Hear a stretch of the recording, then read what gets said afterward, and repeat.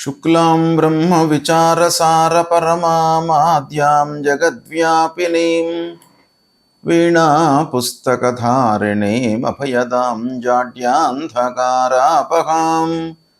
हस्ते स्फाटिकमालिकां विदधतीं पद्मासने संस्थितां वन्दे तां परमेश्वरीं भगवतीं बुद्धिप्रदां शारदां।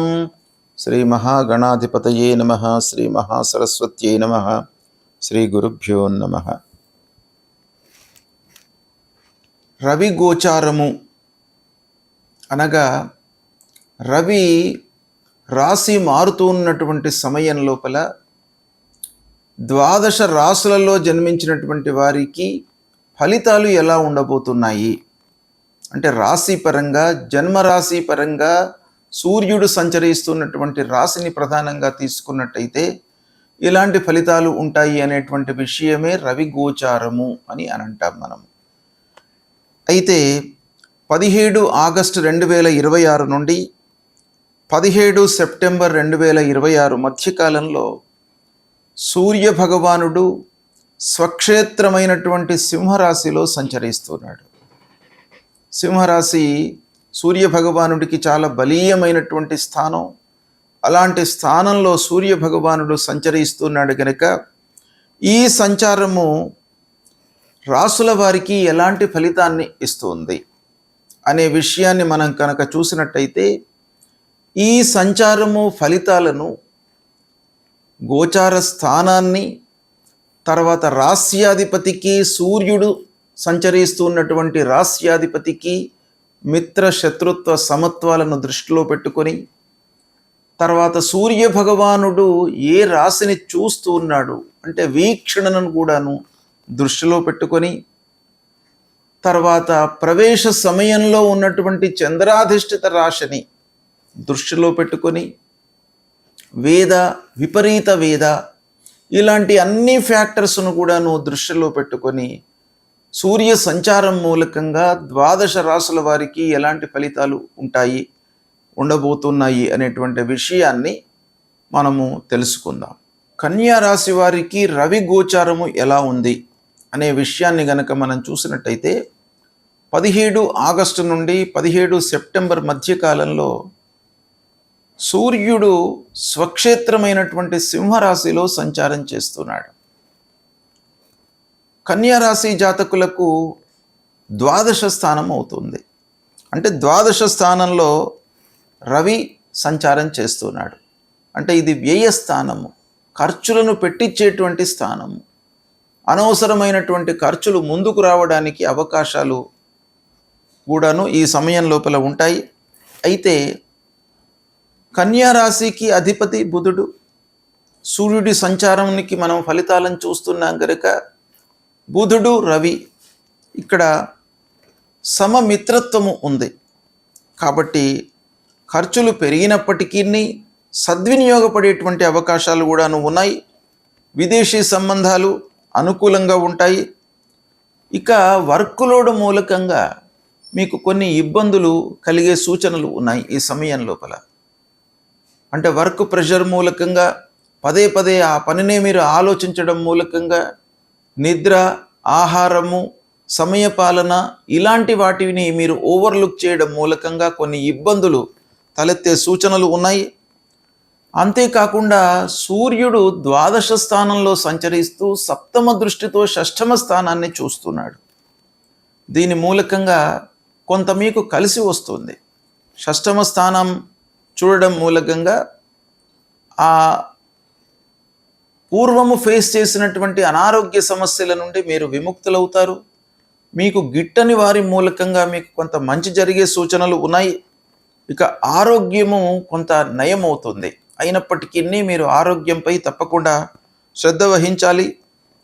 ఇకపోతే లోహమూర్తిగా ఈ సంచారం చేస్తున్నాడు సూర్యుడు. లోహమూర్తిగా సంచారం చేయడము కొంత మనకు ప్రతికూలమైనటువంటి ఫలితాలను ఇస్తుంది.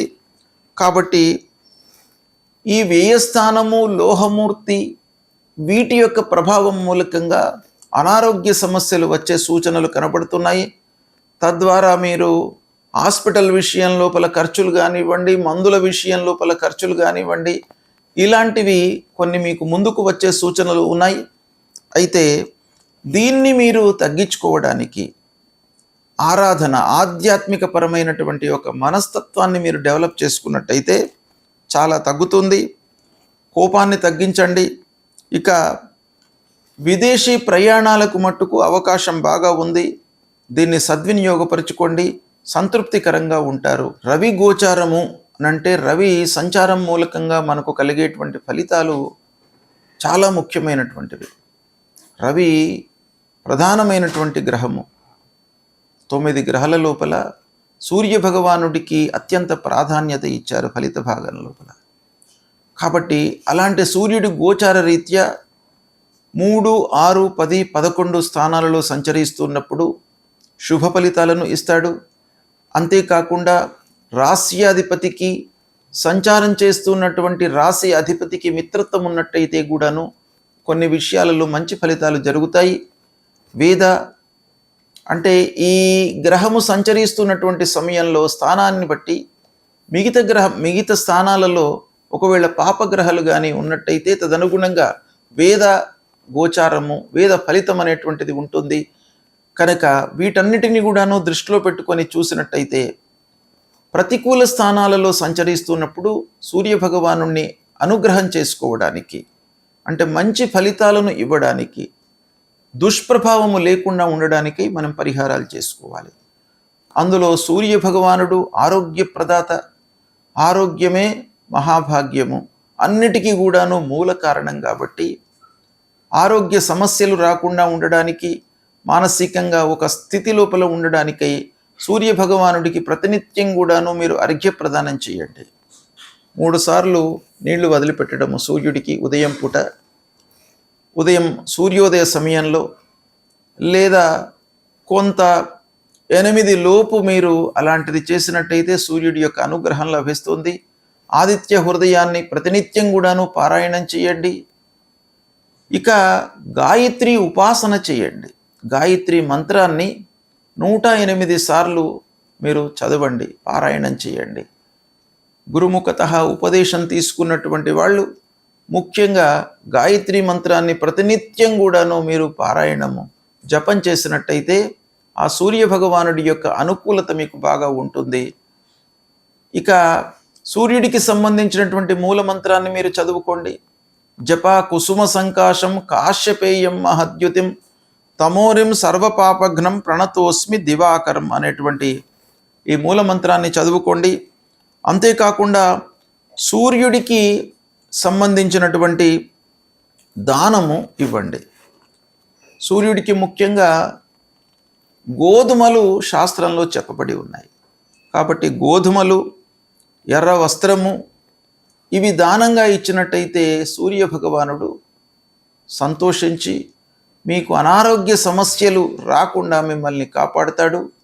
కాబట్టి ఇవి చెయ్యండి, సంతోషంగా ఉండండి. శుభం.